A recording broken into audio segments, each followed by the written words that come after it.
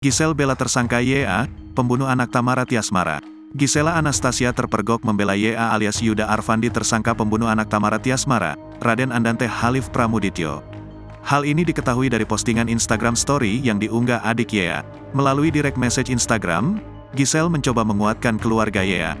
Ia pun menguraikan dukungannya pada pria yang ternyata pacar Tamara itu. Bang Arfandi serta keluarga juga bisa dengan tenang menghadapi semuanya. Aku percaya Tuhan pasti bela, ungkap Giselle. Ia lantas meminta keluarga YA tak terpengaruh dengan komentar buruk netizen. Tak berhenti di sana, Giselle memastikan diri mendoakan YA. Kita pasti support doa dan sebisa kita untuk ceritain keadaan yang sebenarnya, tambahnya. Bahkan, Giselle membawa-bawa putrinya, Gempi. Juga meyakini YA hanya mengajari Dante belajar renang.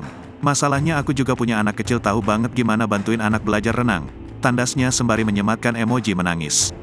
Di akhir kalimatnya, Giselle yakin Tuhan akan membantu YA. Namun, unggahan itu kini tak ada lagi seiring akun adik YA yang mulai di privat. Akan tetapi, tangkap layar pesan dukungan Giselle sudah tersebar.